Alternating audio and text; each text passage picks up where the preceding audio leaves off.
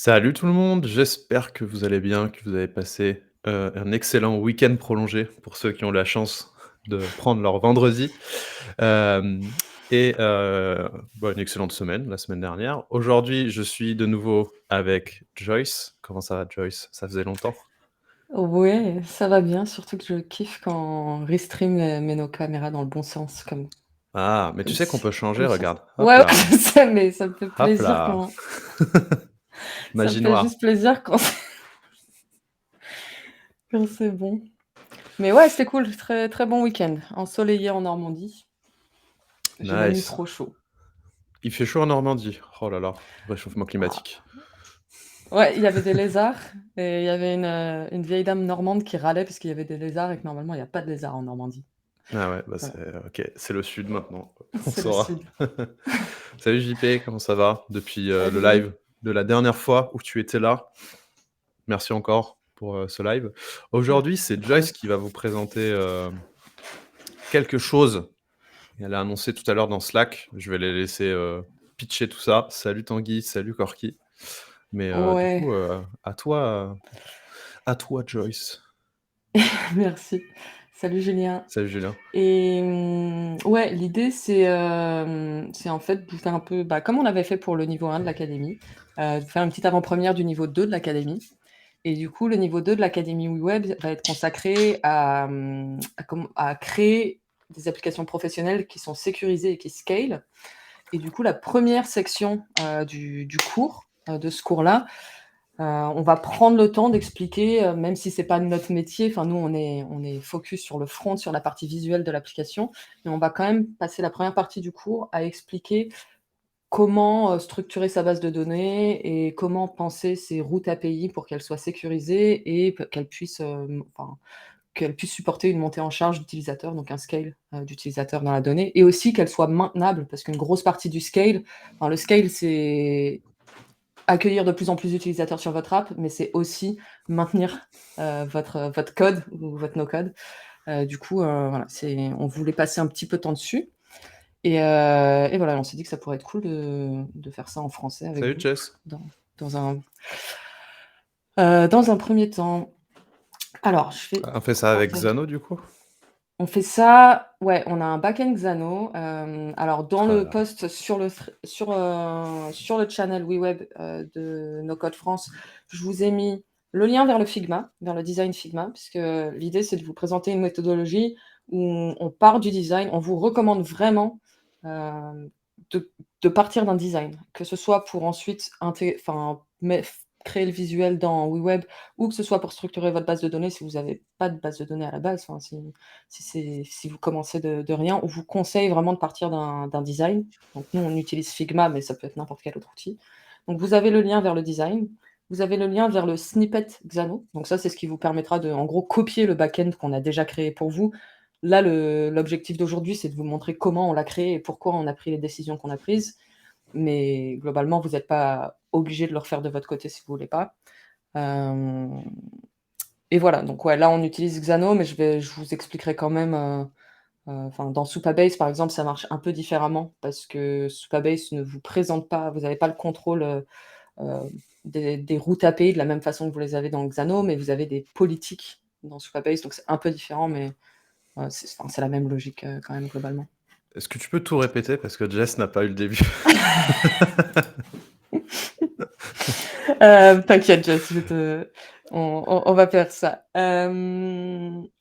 Alors, Ah, il y l'idée, a Benoît qui a remis tout. Merci Benoît. et salut Jess du coup. Et salut Salut Benoît. Jess, salut Benoît, salut Carole. Est-ce que c'est Carole de la No Code Week à Barcelone? Ah, Je me demande. à voir. Si c'est... On débarque à Nantes la semaine prochaine. Oui, finalement, je Euh, viens d'ailleurs. Mais bon, ouais.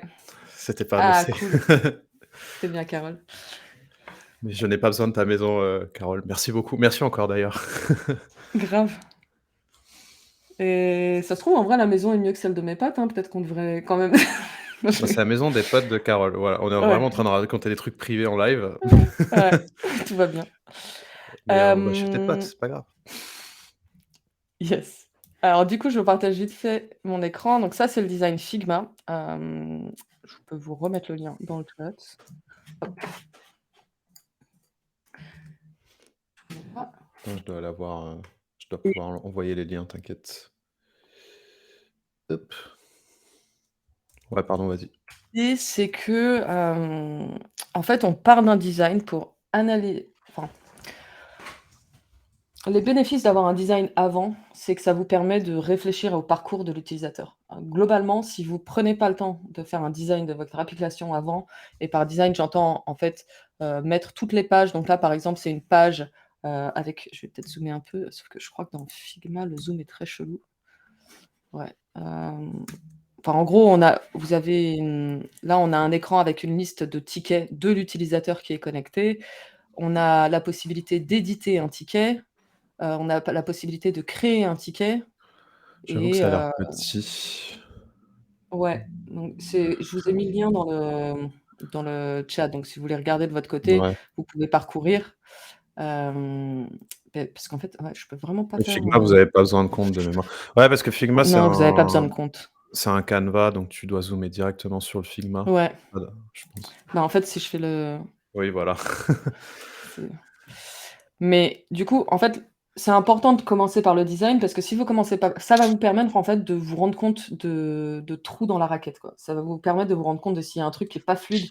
Parce que si vous avez bien le design posé dans Figma ou un autre outil, vous allez pouvoir un peu simuler votre parcours utilisateur et dire: «OK, bah, l'utilisateur, il va là, OK», et du coup, s'il y a un truc qui est pas logique, vous allez vous en rendre compte, et c'est mieux de s'en rendre compte quand vous avez enfin, c'est mieux de s'en rendre compte avant d'avoir un design dans un outil comme Web ou avant d'avoir une base de données, dans un outil comme Xano ou Supabase. Donc et globalement, à partir de ce design, en fait, vous allez vous poser plusieurs questions. Hem Les questions, c'est enfin, on va se faire une liste des pages. Donc ça, c'est les pages dont on a besoin dans notre front. Ensuite, on se fera une liste des tables et des données dont on a besoin dans notre back, donc soit Xano, soit Supabase. Et ensuite, on se fera une liste, en fait, des routes à quoi ressemblent nos endpoints, de quelle est comment on interagit avec cette donnée.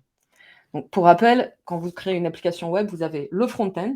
Donc dans notre cas, ça va être WeWeb comme exemple. Le front-end, c'est la partie visible dans le navigateur de l'utilisateur, avec, c'est la partie où l'utilisateur, fait joujou sur dans son navigateur. Ensuite, vous avez la partie, back, et dans la partie back, en fait, il y a donc ça, ce serait par exemple Xano ou Supabase pour des outils no code ou low code. Et dans cette partie back, vous avez les données, vous avez la base de données, avec des tables et une liste de données, et on va regarder un peu plus en détail. Et vous avez aussi la façon d'interagir avec les données, enfin la façon hem, enfin pardon, donc vous avez les tables et vous avez aussi toute la partie un peu, sécurité, filtre, où vous pouvez, empêcher vous pouvez donner les droits à des gens, donner des droits d'accès, soit de lecture pour qu'ils puissent consulter la donnée, soit d'édition, de suppression pour, qu'ils puissent manipuler cette donnée. Et du coup, nous, là, ce qu'on va voir, c'est qu'on va voir WeWeb pour le front. On va passer beaucoup plus de temps dans Xano parce qu'on va avant tout se poser la question de quelles données on a besoin et comment on les organise dans Xano pour que ça puisse scaler par la suite. Enfin voilà, de pas avoir toutes les infos emmêlées au même endroit. C'est, pour que ça puisse scaler. Je sais pas si c'est très clair, mais je pense que ça va être très, très clair quand on va faire l'analyse du design. Hésitez pas à m'interrompre, hein, cela dit, Ouais, s'il y a un truc, comme d'hab, hem, n'hésitez pas avec les questions, ouais. ouais. Là, ce qu'on va dire, c'est on va commencer par analyser, on va commencer par se dire: «OK, on a besoin de quelle page dans le front?» Donc là, il a une page, c'est dégueu, hop, je vais mettre là. Du coup, c'est My Tickets, donc ça, c'est hop, là, on a My Tickets, donc ticket de l'utilisateur, quoi. Utilisateur, consulter ses tickets.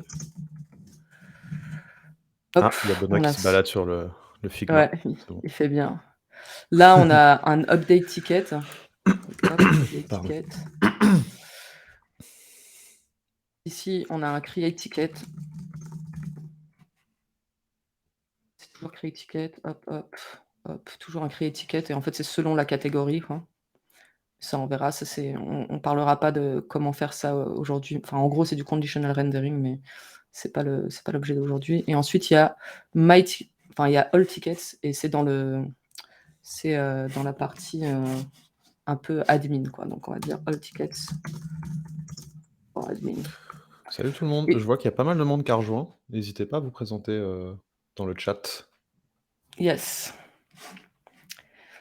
Et du coup, là, si on commence notre analyse, ouais, à se dire: «OK, enfin, en gros, on va avoir besoin de 4 pages et même d'une 5e parce que là, on voit que l'utilisateur est logué». Donc en fait, on se rend compte qu'il va falloir une page de login, quoi. Donc elle est pas dans notre design, mais typiquement, on se doute qu'on va avoir besoin de ça.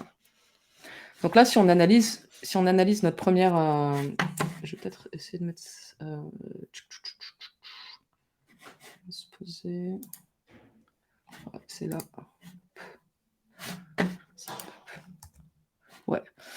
Du coup, là, si on regarde cette page-là, en fait, quand on analyse une page et qu'on se dit, en fait, comment mon design affecte ma base de données, on se pose la question de: «OK, quelle donnée est statique?» Genre, quelle donnée ne va pas changer? Typiquement, ça, notre barre de navigation, ça va être pareil pour tout le monde. Enfin, ça va être, ça va être le nom de l'application. Il y aura un bouton pour tout le monde. Il y aura My Ticket, enfin, une page avec My Ticket.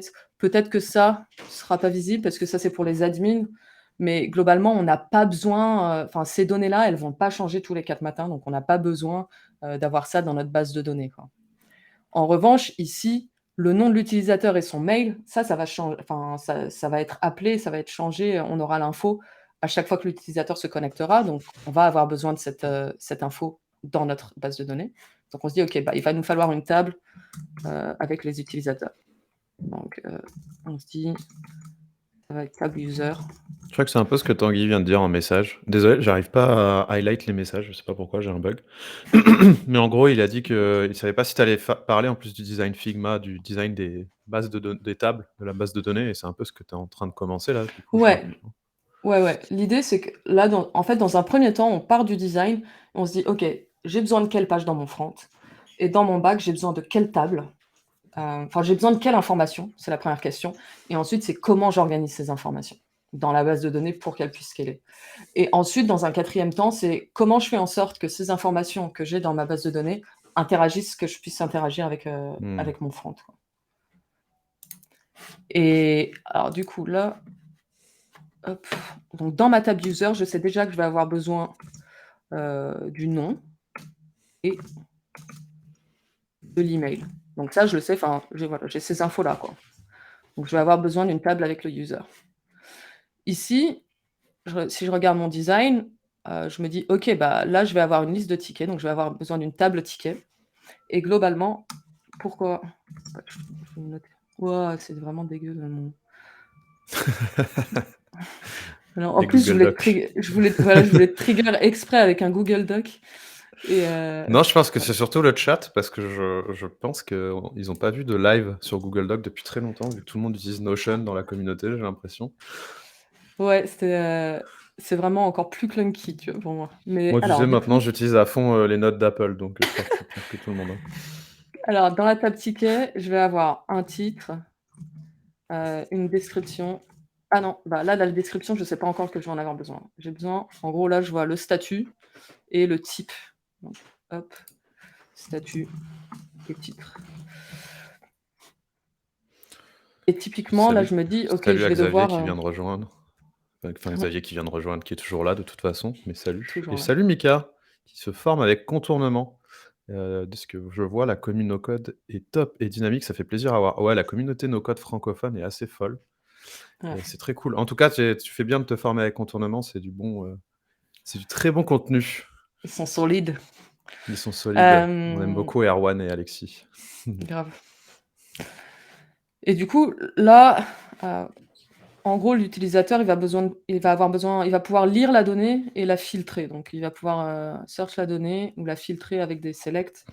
Donc je sais que dans mes API, donc pour interagir avec la donnée, je vais avoir un get, de ma table ticket. Donc je vais avoir un get de ma table ticket qui va aller chercher ces informations-là. Donc dans les infos, on va dire les inputs que les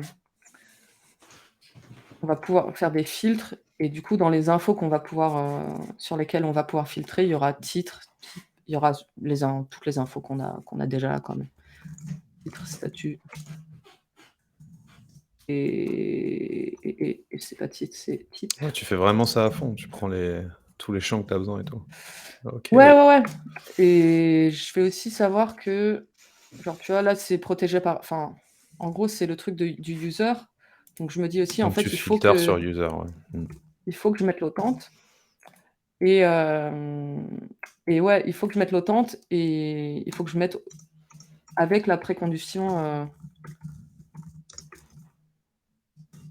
du user ID. Donc typiquement, parce que je vais vouloir que les tickets du user ID et ça, en fait, C'est une c'est un précondition ou dans c'est un Xano, c'est une filtre? précondition.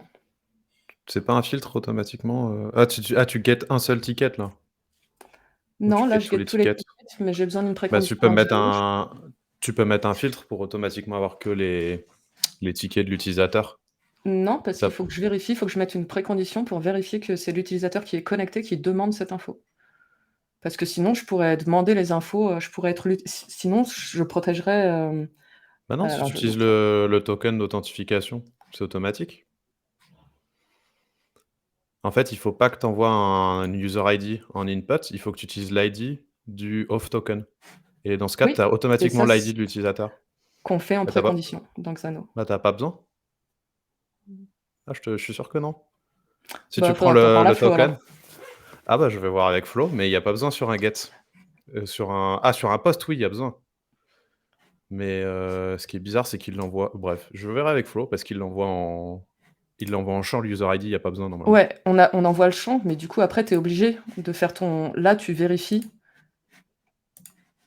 tu vois? Tu vérifies que le user ID qui est dans ton champ input, il match Bah, le ouais, mais si token. tu as pas du coup, tu as pas besoin d'envoyer l'user ID parce que tu as forcément l'ID de l'utilisateur dans le token. Donc tu utilises cet ID-là et tu as pas de champ d'input. OK, Je verrai avec c'est Flo. ça marche. Ça évite une condition en plus qui est un peu rébarbative. C'est ce que j'ai fait avec, la clan avec, sur le OK, webinar. ça marche. Oui, voilà, Tanguy et Xavier disent: «C'est dans ton token». C'est pas utile si c'est authentifié. Bah, je vais voir ça avec OK Flo. et OK et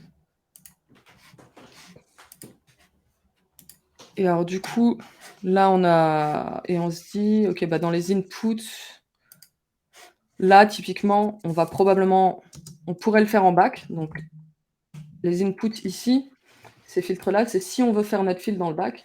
Typiquement pour les get et d'ailleurs c'est pas ticket, ce serait get user ticket. Parce qu'on va avoir un get ticket pour l'admin et là, c'est juste on veut les tickets de l'utilisateur, en cours et là, typiquement, on se doute que pour l'utilisateur qui est connecté, il va pas y avoir 1000 tickets, quoi. Donc ces filtres-là, on va probablement les faire dans le front. En revanche, quand on sera sur l'écran all tickets, ces filtres-là, parce qu'il peut y avoir tous les tickets, donc ça peut être très, très lourd, on fera des filtres back. Donc dans Xano, à quoi ça ressemble? C'est voilà, ici, j'ai pas d'autre input que le user ID, donc j'ai pas, et à voir encore si j'en ai besoin, comme disait Quentin. Donc typiquement, là, j'ai pas mes inputs, là, je suis sur l'endpoint pour aller choper, les tickets du user par rapport au user ID et Ah, voilà. oui. Alors Je que suis surpris si je qu'il ait fait suis ça, mais bref. Je vais aller en discuter avec notre CPO juste après et on vous fera peut-être un live. ouais. En revanche, là, c'est mon endpoint avec, les tickets pour l'admin et là, j'ai des inputs search, statut et type. Donc ça, c'est pour la page all tickets. Donc si je retourne dans mon Figma, dans la page all tickets, j'ai titre, statut, type et le created at. Donc ça, en vrai, c'est créé par défaut. C'est créé par défaut dans Xano, mais bon, comme ça, vous savez que vous avez besoin d'afficher cette donnée. Et j'ai un endpoint dédié qui sera hop, get, et ça c'est vraiment ticket. Il y aura lost et ce sera précondition role admin. Donc ça me dit que dans ma table user, j'ai besoin d'un rôle, quoi. Ah, c'est marrant, Donc, ouais. Mmh. Je me permets de parce que peut-être que ça peut intéresser des gens, mais j'aurais fait un seul endpoint et j'aurais fait un if sur l'ID d'utilisateur et s'il est admin, je renvoie tous les tickets, sinon je filtre et j'ai un seul endpoint. Ouais, bah, c'est, une question qu'on se pose régulièrement quand on travaille avec des clients et typiquement, enfin, moi, sur les projets clients sur lesquels j'ai bossé, Flo, m'a toujours dit que ça, c'était le truc, que lui considérait le plus maintenable, quoi. Après, Ouais, OK. c'est une méthodo et c'est clairement et d'ailleurs, c'est valable pour, tout ce qu'on dit aujourd'hui. C'est que ça, c'est une méthodo qu'on vous propose, mais déjà, il y a plein de cas où vous aurez déjà une base de données. En fait, vous aurez déjà de la Oui, donnée, ouais. donc c'est enfin là, c'est vous partez de from scratch, on vous conseille de partir d'un design, vous êtes pas du tout obligé, enfin, c'est une méthodo, quoi. Mmh. OK. Et du coup, là, c'est les inputs. Je vais repartir, hop.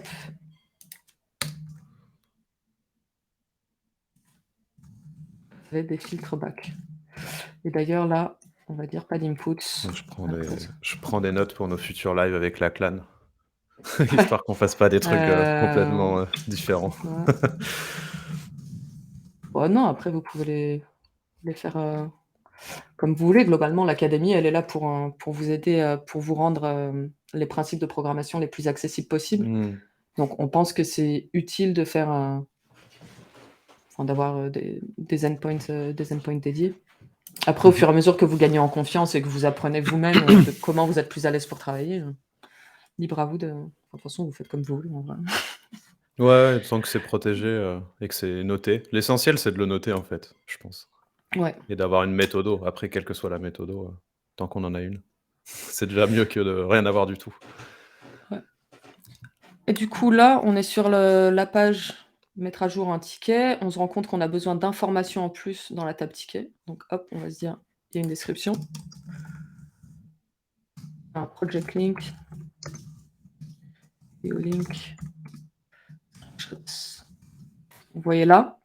Et ce qu'on voit là, les screenshots, en fait, on va se dire d'ores et déjà que c'est un array, donc c'est une liste. Ça va être une liste, d'URL parce que les gens peuvent proposer plusieurs screenshots. Et ça, c'est important parce que dans Xano, en fait, quand vous donc je vous montre là, c'est des champs de texte. Hop, hop, hop.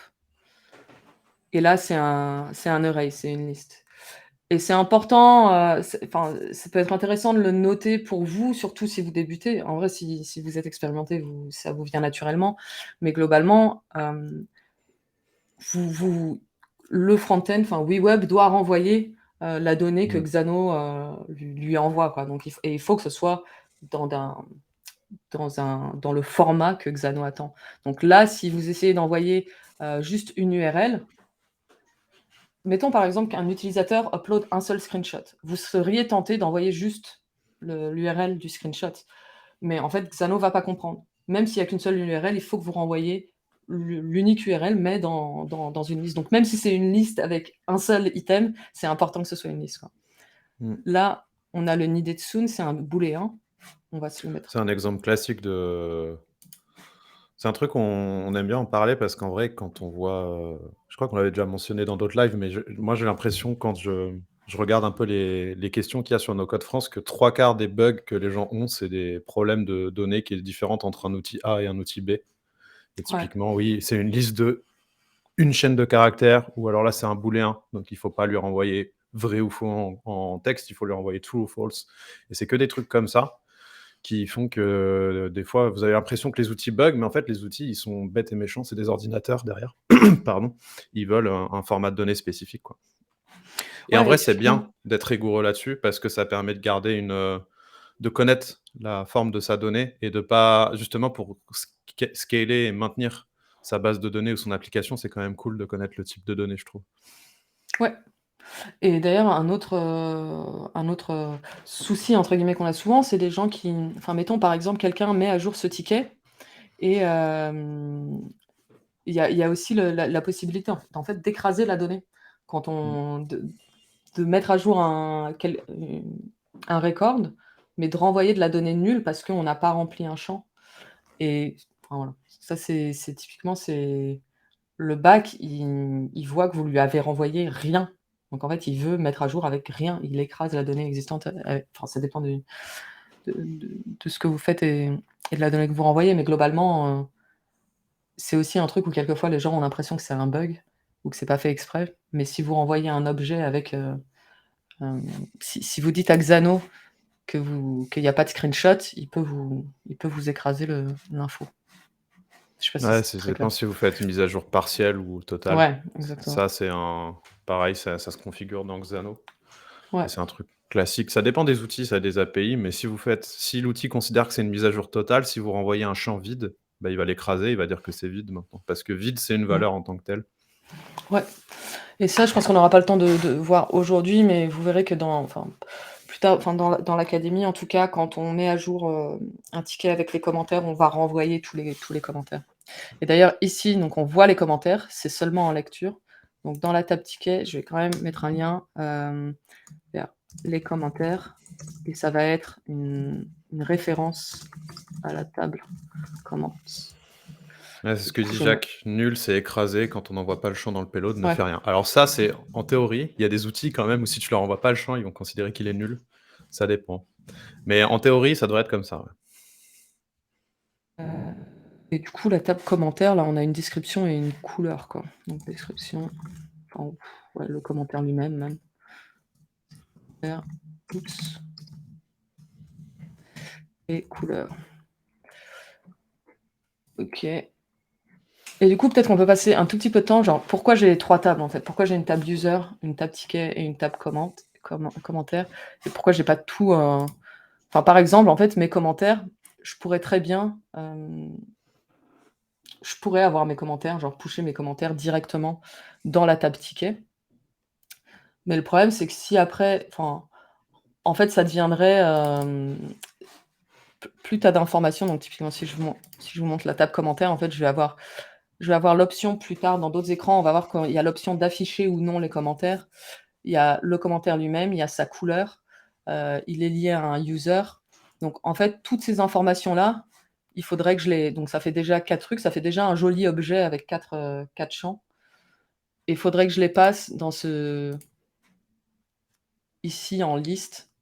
Oups, ici en liste et ça pourrait vite devenir dégueu, surtout si je choisissais à terme de rajouter un champ de rajouter une Mm. colonne dans ma table commentaire. Ça voudrait dire qu'ici, j'ai une liste, d'objets quoi qui serait pénible à mettre à jour et globalement, je vous ai partagé dans le post, Ouais, je l'avais sur Ch renvoyé, ouais, mais tu l'as je peux le tu l'as renvoyer. remis?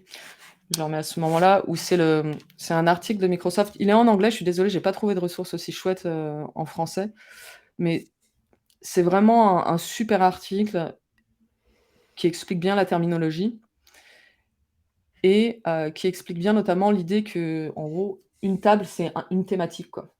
Mm. Donc c'est pour ça qu'on a une table dédiée aux tickets, on a une table dédiée aux users, on a une table dédiée aux commentaires et ensuite on peut faire des liens entre ces différentes tables. L'intérêt de séparer en fait d'avoir un thème par table, c'est que ça permet, déjà ça permet de pas dupliquer la donnée, ce qui est hem, une des bases de comment on structure sa base de données. En fait, faut éviter de dupliquer sa donnée pour que, éviter aussi de la corrompre parce que sinon on risque c'est très facile, ça serait très facile de mettre à jour la donnée à un endroit et d'oublier de la mettre à jour à un autre endroit. Donc globalement, on évite de dupliquer la donnée et aussi, il y a un principe en programmation qui est le easy to change. Et ça, le fait de séparer bien les tables par thématique, ça permet typiquement, si on a besoin de rajouter une colonne, à la table commentaires parce qu'on rajoute une fonctionnalité, par exemple les couleurs, enfin le fait d'afficher, différents types de commentaires, hein, de différentes façons. Enfin, c'est beaucoup plus facile à traiter si on a des tables séparées. Après, je sais pas ce que tu en penses toi, Quentin, enfin, encore une fois, je pense que c'est vraiment, enfin, je pense que plus on a de l'expérience, plus tu le fais au feeling et avec tes préférences. Ouais, moi j'aime bien essayer de voir si c'est un type d'objet. En gros, si c'est une famille d'objets, si j'ai une table, je me fais des petites métaphores dans ma tête, genre, par exemple, une table fruits, je peux mettre des poires, des pommes, mais dès que c'est, je sais pas, un truc totalement différent, donc je vais faire une autre table et il y a aussi un truc assez classique, c'est de toute façon, dès qu'il y a besoin d'avoir plusieurs fois une info liée à, un objet, c'est un autre objet. Parce que faire une liste directement, dans une base de données, c'est bien quand tu as une liste très simple, là, comme les screenshots. Mais dès que tu as une liste, typiquement utilisateur vers, je sais pas, des commentaires ou vers des posts de blog, ou les blogs et les commentaires entre eux, en fait, peut y avoir plusieurs commentaires pour un seul post. Donc là, typiquement, c'est 2 tables différentes. Parce qu'on est dans le cadre de base de données relationnelles, et c'est comme ça qu'elle fonctionne. Et comme tu disais, c'est très bien parce qu'on sait que la donnée, elle est à un seul endroit et on n'a pas besoin de la mettre à jour à plusieurs endroits. Parce que par expérience, je suis passé par d'autres types de bases de données, typiquement les bases NoSQL qui sont assez. Il y a beaucoup de nos codeurs qui aiment bien parce que c'est très simple à utiliser. Il n'y a pas besoin d'avoir de schéma. On peut envoyer un champ, ça peut être une chaîne de caractères, un entier, ce qu'on veut. Sauf qu'en fait, dès que vous la mettez à jour, il faut se souvenir où est votre donnée parce qu'il va falloir penser à la mettre à jour partout. Et comme disait Joyce, on se retrouve avec de la donnée qui est totalement corrompue, différente, on ne sait plus ce qui est à jour. Donc en vrai, les bases de données relationnelles, c'est chiant au début, mais c'est pour votre bien. Et après, moi, au début, je me disais, ouais, puis en plus, comme ça, s'il y a 2 personnes qui commentent au même moment le ticket, au moins, c'est plus facile. Après, Flo me disait que ça, c'était vraiment à la marge, qu'en soi, ce serait, que oui, c'était pas mal, mais que c'était Oui, pas. ça c'est un problème qu'a Ouais. Amazon par exemple, mais pas Ouais. la plupart des gens. Sinon, il y a Mathieu qui dit, est-ce que l'article a été écrit par Xavier? Parce que sinon, il fait pas confiance, Microsoft ou pas. Mais heureusement, Xavier a Xavier relu, travaillera il est pour OK. Microsoft un jour. Mais Xavier non, fait les franchement, lives j'ai le vu. jeudi, où il parle de Ouais, ça, à hein. D'ailleurs, là, il en 21h. parle. Ouais, ouais, ouais. Et c'est aussi pour ça que je parlais des préférences personnelles, parce que j'ai vu quelques lives de Xavier. Typiquement, moi, je suis pas à l'aise avec les join tables. On parle pas de join table dans le niveau de l'académie. Alors que on sait que ça a plein d'applications utiles. On n'a pas l'application dans notre cas d'usage, quoi. Après, tu es obligé de les utiliser que si tu as des many-to-many. Ouais. Plusieurs à plusieurs. Mais t'as pas vraiment le choix, quoi. Mais je crois que la clan me soufflait dans l'oreillette que bientôt ils vont les créer pour toi. Ah, trop bien. Et que tu n'auras plus besoin de les gérer, un peu comme certains frameworks en programmation. Ouais, Jacques il demande, c'est une super bonne question. Les ID, c'est des integers, c'est pas mieux des UIDs. Ouais, par défaut, dans Xano, c'est des ID. Et oui, globalement, les UID, c'est un peu mieux, quoi. Et par défaut, dans Supabase, tu as des UID. Donc oui, si tu peux tout à fait. Alors ça prend plus de place dans ta base de données, mais c'est à la marge parce que maintenant on a des ordi énormes. Mais alors le best practice que m'avait dit des devs, et que personne ne fait en no-code, même moi, parce que ça prend trop de temps, c'est de garder ton champ ID qui s'auto-incrémente. Par contre, dans ton API, d'utiliser un autre champ qui est un UUID et de mettre un index dessus aussi. Ok. Mais bon, faut avoir un peu de temps. Et Jess qui dit niveau 2 en français, j'ai loupé une info. Non, il n'y a pas de niveau 2 en français. Il n'y aura pas de. Non, je pense qu'on fera peut-être comme la dernière fois, on fera un super long stream ensemble. D'ailleurs, si tu es de nouveau partant pour participer, tu seras bien sûr la bienvenue.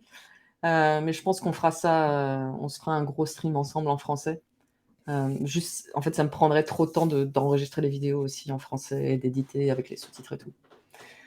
On attend que des gens le fassent en français. Je crois que c'est en Ouais, bonne voie. ouais, c'est vrai, c'est vrai. Et d'ailleurs, ouais, il y a Xano, je ne sais pas s'il le reste de la place, mais il lance un bootcamp en français. Pas Xano, pardon, il y a Gaspaccio. Gaspaccio, Donc, ouais. Fred et Clément de Gaspatch.io qui lance un bootcamp Xano plus WeWeb en français. Si ça vous intéresse, je crois qu'il restait quelques places il y a 2 semaines. Donc, je ne sais pas s'il en reste là. Mais voilà. Et ouais, et Xavier qui dit il faut qu'il lance les replays sur YouTube avant de finir brûlé par la communauté. Effectivement, c'est important que tu mettes les replays de tes lives. Alors, du coup, globalement, qu'est-ce qu'il y a? Juste, je regarde rapidement s'il y a d'autres, parce qu'après, on se répète un peu. Juste, on peut regarder rapidement. Là, typiquement, dans la page Create Ticket, ces infos-là, on pourrait aller les chercher dans notre base de données. On pourrait se dire, OK, on fait un appel API pour display, pour montrer les 3 types de tickets qu'on peut créer. Globalement, je me dis, OK, c'est peut-être un peu over-engineer déjà, ça fait un appel API en plus, donc c'est une petite ressource en plus pour quand même quelque chose qui, a priori, ne va pas être modifié très souvent. Donc typiquement, si un jour, il y a un 4e type de ticket que l'utilisateur peut créer, je pourrais venir, le créer en dur dans le front-end, quoi. J'ai pas voilà, à voir, ça, c'est à vous d'arbitrer, mais globalement, je me dis, enfin, l'approche, en tout cas, que nous, on a choisie à l'académie, c'est de se dire: «Bah, ça, ce sera en statique, dans WeWeb» et donc après, quand on crée le ticket, ça sera pré-rempli et après, voilà, ça, c'est la description du ticket. Donc on a déjà ces infos, titre et ah bah non, ouais si, description est là. Voilà et après on a ce booléen là aussi, c'est needed soon. Donc ça, c'est quand quelqu'un fait un feedback produit. Donc on va se mettre hop, needed soon. On va se dire que c'est un booléen. Le booléen, c'est le bouillon Et true false, quoi. il est en train d'être uploadé, Julien, le replay de lundi dernier. Je viens de t'envoyer le lien. Enfin, j'ai envoyé le lien sur, le Slack. Parce que je suis comme, Xavier, moi, j'oublie. Voilà, donc allons voir si ouais, voilà, donc en gros, là, à retenir, enfin, à retenir, il y a la notion de est-ce qu'on fait l'appel, est-ce qu'on a besoin d'un appel API pour aller chercher de la donnée, dans notre back-end? Ou est-ce que c'est statique? Est-ce que c'est amené en gros, est-ce que la donnée est amenée à changer ou non? Si elle n'est pas amenée à changer, c'est en dur, dans WeWeb ou dans le front et si elle est amenée à changer, c'est dynamique dans le back, quoi.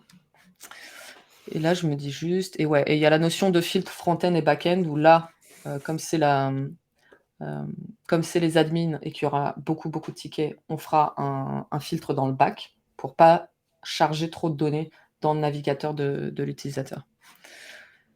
Et aussi, un autre truc à retenir, c'est qu'on a l'Authent. Ici, c'est une application où toutes les pages sont protégées par l'Authent. Donc ça veut dire que dans WeWeb, la page sera donc ici, on peut se dire privé. Hop. Dire privé, privé, privé. Hop. Et là, ce sera public. Donc on n'aura qu'une seule page publique, c'est la page de login. Sachant que la page privée, c'est une petite sécurité, supplémentaire, côté front, parce que ça veut dire que si un utilisateur qui n'est pas authentifié essaye d'accéder à l'URL, il sera redirigé vers une page publique, donc notre page de login.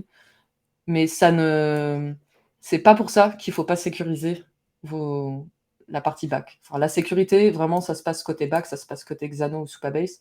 Donc dans Supabase, c'est des politiques, et je vous invite à regarder en gros les tutos Je me suis Supabase, quoi. littéralement, imaginé notre gouvernement, je sais pas, mon cerveau malade.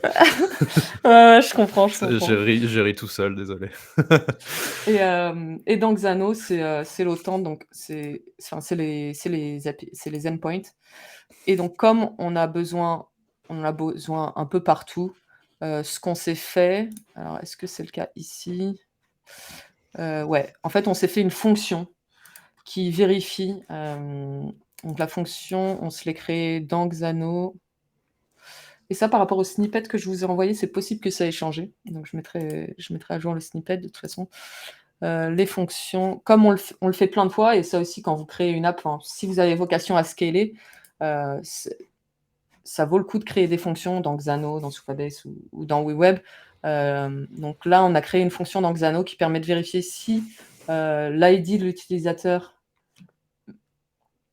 correspond à l'ID de l'utilisateur, enfin, de la donnée qu'il essaye d'aller chercher, hein, ou sinon si son rôle est admin. Donc en gros, ça veut dire si j'essaye d'accéder à de la donnée, on va vérifier que c'est ma donnée à moi, ou bien que je suis un admin qui a le droit d'accéder à la donnée de quelqu'un d'autre. Et quand je dis accéder, selon les endpoints, ça peut être voir de la donnée, mais ça peut aussi être la modifier, ou la supprimer, ou la créer. C'est clair ça, ou tu veux ajouter un truc, Quentin ou... Non, ça m'a l'air assez, Ouais, best practice, ouais. cool. Alors du coup, après dans WeWeb, je me suis mise exprès ici pour vous montrer le Hacking My App et vous teaser mon talk de Web Today Oh là là. de mercredi, la semaine prochaine. J'ai hâte de vous croiser à Nantes pour ceux qui y seront. Donc si Carole est toujours dans la place d'ailleurs. Alors du coup, après, côté WeWeb, qu'est-ce que ça veut dire tout ça? Donc côté front, globalement, dans WeWeb, enfin déjà, la première chose, c'est qu'il faut qu'on rajoute l'authent. Donc on pourrait rajouter l'authent avec, on peut le faire avec Xano Auth ou on peut même, enfin Xano utilise, des bearer tokens, donc on pourrait le faire en token based auth. Là, je vais le faire en Xano Auth, ça m'évitera des soucis. Je vais juste arrêter de partager mon écran pendant que je mets que je vais chercher ma clé API. Ouais. Parce que j'ai pas encore fait le truc avec leur nouvelle, leur Ouais, il faut metadata qu'on API passe là. le plugin sur la metadata API d'ailleurs. Ça va être cool ça. Parce qu'on Hop. peut directement aller taper dans la base de données avec cette API. Et ça, c'est rigolo. Il n'y a plus besoin des endpoints et tout. Alors. Hop. Du coup, j'ai mis ma clé API. Je peux aller choper. Je crois que c'est ça là. Hop. Voilà. Et là, on va chercher ces endpoints. Donc, hop, login. Et là, c'est sign up. Ah, j'ai pas la recherche. Sign up, je m'en fiche en fait. Attends, j'en ai besoin en fait. Ah. Je savais pas que c'était obligatoire. Du coup, je vais me créer un endpoint sign up vite fait.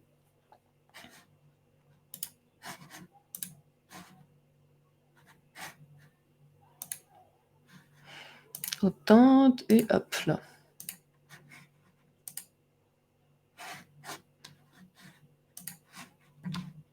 Donc là, je pense que je vais. Je pense qu'il va falloir que je rafraîchisse ma page avec mon. Désolé, j'avais pas pensé au sign up. Hop, hop, hop. Donc, je recommence. Carole qui dit quel teasing. Ouais, bah écoute, j'espère que ça va bien se passer. Je suis un peu stressée parce que c'est en mode démo live. Donc, il y a tout un tas de choses qui peuvent mal se passer. Je me dis que je suis très dépendante de la qualité de la connexion internet. Si Xano ou Supabase a un bug ou si nous on a un bug. Enfin, voilà, il y a plein de façons dont ça peut mal se passer. Donc, voilà, on croise les doigts. Juste côté WeWeb, c'est important de rediriger vers une page publique. Donc, hop, on va créer une page d'ailleurs. Ça va être notre page login. Et toutes les autres pages doivent être. Là, on n'aura pas le temps de les créer, je pense, mais il faudra qu'elles soient privées, quoi. Les save de nos codes qui t'inquiète, on est entre nous. Yes, merci. Alors, ma page de login.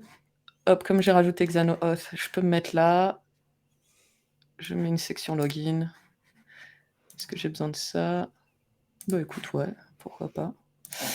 Et je vais vous montrer avant de me loguer. Donc, dans WeWeb, les deux trucs en fait que je voulais vous montrer aujourd'hui, c'est que, donc vous vous rappelez au début, je disais, en fait, pour une application web, on a besoin d'un front-end, donc dans notre cas web, d'un back-end, dans notre cas Xano. Donc, back-end, c'est la base de données et l'authent.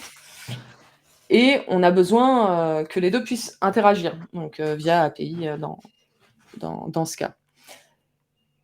Et donc la façon dont côté Xano, en fait, c'est plein de endpoints. C'est des endpoints, si on prend l'exemple des tickets, parce que c'est le plus complet, on a les tickets où on peut récupérer les tickets de l'utilisateur qui est connecté, ou bien tous les tickets mais réservés aux admins, ou bien on peut créer un ticket, supprimer un ticket, aller chercher un ticket spécifique, ou mettre à jour, donc edit un ticket. Mais globalement, tout ça, tous ces trucs-là sont protégés. Et donc là, on a du get, on a du post, on a du delete. Et en fait, dans WeWeb, tout ce qui est get, tout ce qui est lecture de données, et en gros, si vous avez besoin de montrer de la donnée, que cette donnée, elle a le potentiel d'être paginée ou d'être filtrée, vous vous souvenez par exemple avec des search ou des select, tout ça, c'est des collections. Donc c'est une collection de données. On va se dire par exemple user tickets. Ouais, tiens, on va se créer, bonne pratique directe, on va se créer un folder ticket, Nice. hop. Et la source, ça va être une nouvelle data source. On va le faire. Est-ce qu'on fait Xano ou... Ouais, on pourrait le faire en REST API. On va faire en mode Xano, comme ça. Ah, la clé d'API. La clé d'API. Retour de la clé API, mais qui va être facile à aller chercher puisqu'elle est dans mon. Oh, j'aurais pas dû me. Ah si, c'est bon. J'allais dire, j'aurais pas dû me la raconter. ça a ramé. Voilà. Hop. Et là, en fait, donc là, on est en train de connecter Xano en mode data source, donc ça va nous donner accès facilement à tous les endpoints qu'on a dans Xano. Donc là, dans ma collection, je peux sélectionner ma source, c'est Xano. Je reste en dynamique. Ça, on a déjà expliqué dans le niveau 1. Et là, je vais pouvoir sélectionner mon groupe API. Et en l'occurrence, j'ai dit que c'était les user tickets, donc c'est get user tickets. Hop. Et vous voyez, là, je suis invité à... donc, je vais me dire... Alors, on va aller voir nos users. Hop, base de données. Nos users, on a Bob. Bob, c'est un admin. Et les autres, c'est des common. Donc, on va se dire... On va prendre Jane. On va prendre user 3. Hop. Et normalement, là, ça ne doit pas marcher. Voilà, ça ne marche pas. Et ça me dit que j'ai pas les droits de demander ces accès. Et j'ai pas les droits parce que je suis même pas logué, quoi. Donc là, je vais essayer de me loguer. Je vais essayer de me loguer avec... alors, je vais me loguer avec Carrie, qui n'est pas admin et qui n'est pas Jane. Donc, si je me mets... Où est-ce que je suis? Voilà. Par contre, t'as mis un change password. Ah, putain. T'inquiète, C'est pour ça ça qu'il arrive. avait plein de variables. J'étais là, pourquoi il met plein de variables? Je comprends pas. Alors, change password, hop, on va se mettre le login par-dessus. C'est pas propre, c'est pas grave. L'avantage du no-code, on peut tout changer. On peut tout changer. Hop, on va voir si c'est ça.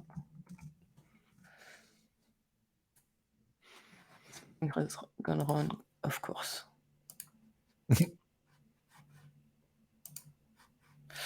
Password internet, password input value. Ah, peut-être parce que t'as plusieurs passwords ouais, input. c'est parce que j'ai plein. Ouais. Bon, c'est... Il suffit de supprimer la section du dessous. Ah ouais, je crois pas que... Justement, je crois pas que les... Tu je crois que c'est un supprimes truc et qu'il faut tu qu'on amène. refresh la page. Ah ouais? Ah, trop bien. Il me semblait... Parce que les variables qui sont créées par des formulaires restent en mémoire tant que t'as pas rafraîchi la page. Une fois que t'as rafraîchi, elles sont créées en fonction de ce que t'as sur la page. J'ai pas compris. Les variables des formulaires, des champs, Ouais. si tu rajoutes un champ et que tu le supprimes, la variable va Ouais. rester. Si tu refresh la page, en fait, WeWeb les régénère au moment du page view. Donc, tu n'auras que les champs qui restent.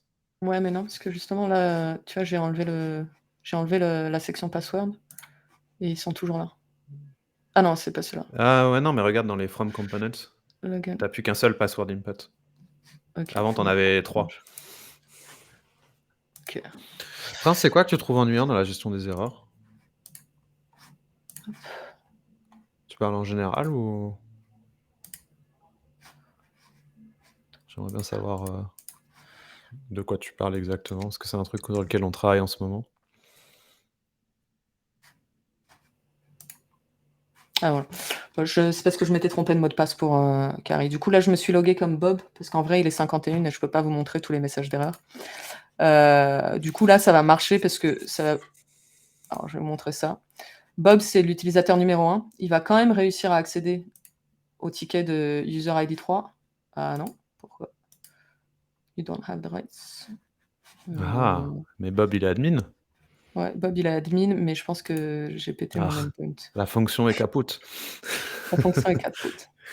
Bob est admin, il devrait pouvoir accéder. L'effet démo, Ouais. yes. Ouais. En vrai, ça, c'est pas très important. Oui, L'idée, ça se c'est fixe assez vite. En gros, l'idée, ce qu'il faut retenir, c'est que tout ce qui est données que vous allez pouvoir aller chercher et filtrer et paginer, c'est dans les collections. En revanche, si vous, pour tout ce qui est donné, pour modifier un ticket, par exemple, ce qu'on vous recommande, c'est de créer des workflows, c'est de vous créer un API Management Center. Donc c'est de vous créer des workflows globaux où vous mettrez, en gros, tous ces endpoints-là, on va les set up dans WeWeb en global workflow au lieu de et ensuite les exécuter partout où on en a besoin dans notre application. Pourquoi on fait ça? Parce qu'en fait, sinon, l'alternative, ce serait de, à chaque fois, faire un appel API là où on en a besoin dans l'application. Ce qui est possible, si vous démarrez, si vous vous lancez, typiquement dans le niveau 1 de l'académie, c'est ce qu'on a fait. Vous pouvez complètement commencer par créer votre appel API au niveau de la page, par exemple, au niveau de votre formulaire, vous créez le ticket. Vous pouvez complètement faire ça. En revanche, au fur et à mesure que vous créez votre application, au fur et à mesure qu'elle grandit, que vous rajoutez les fonctionnalités, des pages et tout ça, vous allez vous rendre compte que vous voulez copier-coller ces workflows très souvent.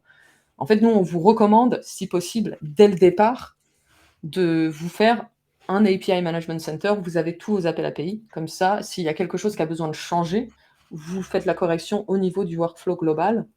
Et ce changement sera mis à jour sur à tous les endroits où le workflow est exécuté. Ce serait pas insane de créer des workflows globaux pour tous les endpoints de Xano par défaut? J'ai une petite C'est idée de dingo, ouais. ticket pour Flow là. Ah, grave. Parce on les lit, donc techniquement, on pourrait le faire. Ouais. Nice. Et Xavier nous dit, ce serait incroyable de pouvoir personnaliser les messages d'erreur et warnings sur les champs de formulaire. Tu peux déjà, hein, c'est juste que il faut que tu gères ça dans le design, mais on a des utilisateurs qui le font. Quand le Donc ça, par retour exemple, via API, ouais, ou sous chaque champ, j'imagine. ouais. Mais en fait, ça dépend de ton API parce qu'il y a des API, quand tu peux faire ça dans Xano, personnaliser le retour et dire par exemple que c'est l'email qui était pas bon ou whatever, tu vois. Après, il faut pas donner trop d'infos parce que ça donne des tips pour les gens qui essaient de hacker ton login. Et enfin, en fonction des champs qui sont retournés par l'API, tu pourrais avoir un conditional display dans WeWeb sous chaque champ et afficher le problème. Il y a déjà des utilisateurs qui le font, c'est juste que là, tu dois le designer toi-même. Et c'est quelque chose que j'imagine on aura dans la marketplace plus tard avec des gens qui auront fait des formulaires tout faits, et on pourra rentrer en entrée les messages d'erreur. Quand un champ est mandatory, bah ça tu peux le checker au moment du unsubmit aussi. Si le champ, le length il est 0, tu sais qu'il est vide, donc tu affiches un message. Mais oui, ça te fait beaucoup de logique à gérer, mais il faut que tu la gères toi-même, quoi. Ouais. Donc il parlait de... Ouais, là, Après, le quand il est required. required, tu as déjà la validation automatique en HTML. Donc tu as le Mais c'est bien que navigateur quand qui il va est te dire. required, enfin si, en fait, donc par exemple là, si je remplis pas ça, qui est required, et que j'essaie de submit, ça c'est en anglais, donc je crois que Xavier, il aimerait personnaliser ça. Ok. C'est bon. Et je sais pas si quand la langue est en français, s'il nous le fait en français. Normalement, ouais. Pour l'avoir vu sur C'est- le navigateur de mon coloc. Ouais, ça Français, marche. c'est en français. Très bien. Prince qui me dit la gestion côté web n'est pas optimale, le mieux serait d'avoir une généralisation en simplifiant l'utilisation de l'élément alerte. Alors l'élément alerte, en vrai, dans l'UIKit, il est assez simple d'utilisation. Normalement, tu lui passes un message et tu lui passes un type d'erreur. Donc je suis intéressé de savoir en quoi il est compliqué. Et pour les erreurs, on essaie de gérer mieux l'affichage, mais le fait est que nous, on va être aussi proche que possible de l'API. Donc il y a un truc que voient pas les gens, c'est que souvent, il faut ouvrir data pour voir l'erreur qui est dans l'API. Mais nous, on vous renvoie l'erreur de l'API telle quelle. On ne veut pas avoir une surcouche en vous disant il y a une erreur. Enfin, parce qu'en fait, ça dépend de l'API. Xano peut vous renvoyer une erreur spécifique, comme une autre API peut vous renvoyer une autre erreur. Et en fait, voilà, c'est ça. C'est que souvent, les gens ne voient pas ça. Faudrait qu'on travaille sur les petites flèches là. Mais vous avez votre message d'erreur qui est dans la réponse. Ouais, et ça, typiquement, Mais ça if you dépend de don't votre have API. the rights to request this, c'est moi qui l'ai ajouté. Donc ça, c'est quel truc? C'est dans Xano, c'est dans celui-là. La précondition est là, et c'est moi qui ai rajouté ça ici. Donc ça, typiquement, j'aurais pu l'écrire en français, quoi. Ouais, puis le message d'erreur, le code d'erreur, c'est une. Moi, j'ai mis un authorized. Mais ça, c'est... Ah, moi je mets access denied. Du coup, c'est 423. Ouais. Unauthorized, c'est 401, je crois. Ça reste des 400. Et Tanguy, j'ai pas compris ce que tu voulais dire sur les global workflows. Tu parles des global workflows. Nous, ce qu'on aime bien faire, c'est créer un global workflow par Ok. endpoint. Ok, bah du coup, on a 3 minutes, je vais te montrer. L'idée, c'est que là, par exemple, donc j'ai mon... Hop. Si j'ai mon ticket, j'ai mon truc, par exemple, pour créer un ticket. Donc, dans WeWeb, on vous recommande de créer un workflow. Donc, hop, ça va être créer ticket. On va le mettre dans un folder ticket parce qu'en fait, on va même créer plein d'endpoints dans ce folder. En fait, tous les endpoints qui sont liés. On va faire comme dans Xano, c'est-à-dire que là, dans Xano, vous voyez ticket. Donc, c'est le post, le delete et le post. On va les mettre dans le folder ticket dans WeWeb. Les get, on les mettra en collection. Alors, on execution, en gros, on va se dire, donc c'est une request Xano. Et là, on va aller chercher le ticket, post ticket. Et ça, voilà, c'est celui-là. Et donc là, en fait, tu peux faire ton mapping. Et c'est hyper intéressant parce que donc, ici, il faut que tu rajoutes tous les paramètres dont tu as besoin. Donc ça prend un peu de temps parce que tu as tous les paramètres que tu veux créer. Donc par exemple, tu vas lui donner un titre, tu vas lui donner une description, tu vas lui donner, ça va être un type, il va avoir un statut, tout ce qu'on avait, en fait, tous les inputs que tu as là, toute la donnée que Xano attend, dans WeWeb, tu vas les paramétrer. Tu vas dire, OK, bah, il me faut tout ça. Et ensuite, tu vas faire ça une fois et tu vas mapper à tes paramètres. Donc là, c'est titre. Donc ça, tu vois, title, description, statut. Ça, c'est tous les champs qu'il y a dans la table Xano. Et donc l'avantage, c'est que ça, donc c'est un peu long, c'est un peu pénible, mais tu le fais qu'une fois. Si tu fais un global workflow, tu le fais qu'une fois. Et après, quand tu es dans ton application, typiquement, dans notre design, on a... Alors, c'est où? Dans notre design, on a le Create Ticket Sales Question, on a aussi le Product Feedback et on a aussi le Bug. Voilà, et du coup, au lieu de à chaque fois de le faire 3 fois, on peut exécuter le même workflow à 3 endroits. Et si à un moment on a besoin de mettre à jour quelque chose, on aura besoin de le mettre à jour qu'une seule fois ici. C'est plus clair, Tanguy? Attends, j'ai vu le message de Jack Nicholson et je viens seulement de tilter. Très bon pseudo. Ouais, c'est clair. Tu peux totalement changer le message en fonction du code d'erreur ou du message d'erreur parce qu'en fait, quand tu vas faire un appel d'API dans un workflow, tu vas recevoir le résultat de l'API du call API dans le résultat de ton action de ton workflow et ensuite tu peux te faire une condition sur, si le code HTTP il est en 400 ou il est en 500 ou s'il y a erreur dans le contenu, enfin ce genre de choses et tu peux récupérer les valeurs de ton appel API. Il me semble qu'on le fait dans le template CRM, non? Yep. Euh, Normalement, on display un message d'erreur. Si tu vas sur Add New Deal. On va voir. Alors là, ça marchera pas parce que t'es pas logué. Du coup, peut-être que... Mais si tu peux le montrer dans le workflow, peut-être. Voilà, tu vois, là, du coup, il y a un problème. J'ai un petit truc d'affichage, mais ouais, dans le Attends, workflow, parce qu'il hop. y a le commentaire restream par-dessus. Alors, tac, tac, tac, c'est sûr. Alors, je vais cacher... Je vais juste cacher le... Pardon. Je sais pas pourquoi j'arrive pas à l'enlever. Bref. Là, si je submit un new deal, vous allez voir le message d'alerte là, il va être un Attends, peu parce qu'il plus y a long. le commentaire restream par-dessus et je peux pas Ah, pardon, l'enlever. donc faut que je... Ah, c'est... Ah non, c'est bon. Ouais, c'est bon. Ok. Hop. Donc le message d'alerte est là. Il me dit que je suis pas connecté. Ah, Il faut que la je check ma sidebar. connexion. Yes. Ouais. Il est caché par la Les sidebar. Donc, annexes. Ça, c'est pareil, ça se fixe en mais 2 secondes. j'arrive pas à choper la sidebar en fait. C'est ça que j'ai essayé de faire, mais j'arrive pas à la choper. Je sais pas pourquoi. Parce que tu as la modale avec le backdrop. Et le Ah, backdrop, c'est pour techniquement, ça. c'est une div qui est par-dessus. Ok, donc si je le... Hop. Hop. Voilà. Donc si je Moi, ce que comment je c'est dans ferais, le c'est que team? typiquement, j'irais sur un message et je leur mettrais un Z-index de fou. Sur? Le message qui est dans alert qui s'appelle alert et lui, le conteneur, tu lui mets un Z-index, à beaucoup, en custom ou en je sais plus si on a le Mon Z-index. Z-index. Ouais, ouais, on l'a, mais alors je sais plus où, je m'en sers jamais. Hop. Non, c'est pas Z-axis, ça c'est un Ah effet qui pardon. fait off. Mais en custom CSS, tu peux mettre Z-index, 2 points et là tu lui mets genre 1 000 000, en custom CSS. Et on l'interprète tout de suite le custom Ouais. CSS? Ouais, ouais, OK. ouais. Tu m'as dit quoi du coup? Z-index, 2 points et là tu mets une valeur énorme. Voilà, et là tu mets 2 point virgule. Hop. Et là, peut-être normalement ça devrait aller.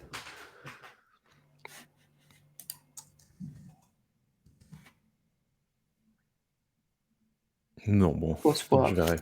La sidebar a peut-être un Z-index de fou aussi. En revanche, je l'ai fait sur le vrai template, donc je vais peut-être l'enlever, avant de te pour pas Non, casser le truc. t'inquiète.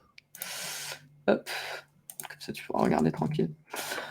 Bon voilà, du coup on doit filer parce qu'on est en réunion. J'espère que ça vous a quand même aidé. Je serais curieuse avant de partir si vous enfin ou même si vous voulez me DM, après dans le Slack No Code France. S'il y a des trucs qui étaient pas clairs, des trucs que vous voulez qu'on approfondisse et tout, hésitez pas à me dire ou à dire à Quentin et on se vexera absolument pas. Le but c'est vraiment de Juste un vous peu. aider. Juste un peu. Non, non, mais vraiment le but c'est de vous aider et surtout d'aider les gens qui,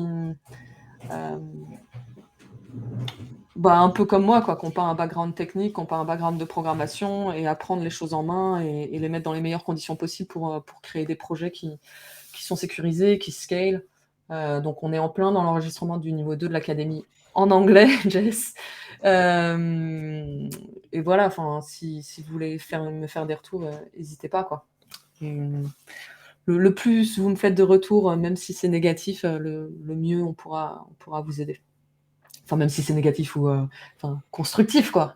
Tant que vous n'êtes pas insultant, tout ira bien. Tant que vous me dites pas, c'est vraiment de la merde ce que tu fais. C'est nul à chier. C'est nul. Tu es nul. Tu es C'est nul. mauvais, Jack. Euh, Mais voilà. Bah, merci beaucoup en tout cas. Et Quentin, tu reviens avec quoi Ah, merci JP, c'est cool. Je sais pas encore Et parce que c'est en fait, férié encore lundi prochain. ah ouais, On a le mois de mai le plus, ouf de l'histoire. ouais, c'est clair. Le monde entier pense qu'on est en vacances. C'est ce qui Ouais. ce qui est un peu vrai. Mais dans 2 semaines, je sais pas encore, je vais trouver d'ici là. Ce sera peut-être, encore un showcase avec quelqu'un, un invité. J'en ai 2-3 en stock, Ouais. donc pourquoi pas. Mais en attendant, Et bah, du coup, on espère que ça vous a plu et ouais, il y a puis, Isabelle, ça fait plaisir puisqu'elle dit: «Parfait pour découvrir Web et Xano», donc j'imagine que c'est une des ah! premières fois que tu tombes sur un de nos lives. Donc c'est très, très cool, ça fait toujours Stylé, plaisir, hein. cool. Et ouais, et il y a Xavier aussi, jeudi 21h, sur la partie plus Xano, et Le JP, je vois que tu Xanoguy. aimais bien les bonnes pratiques back-end et workflow, donc Xano, Xavier, tu vois, Xavier et Xano, je confonds. C'est le c'est le good life pour toi, c'est le bon life. Et bah, voilà, bah, très cool. Ouais, et puis n'oubliez pas de vous abonner à No Code France, d'aller sur leur Slack si vous y êtes pas déjà. J'imagine que les 3 quarts des gens sont déjà dessus. Et puis channel WeWeb, communauté francophone de WeWeb officielle. Et sur ce, on se dit à dans 2 semaines pour un prochain live. Ciao tout le monde. Salut!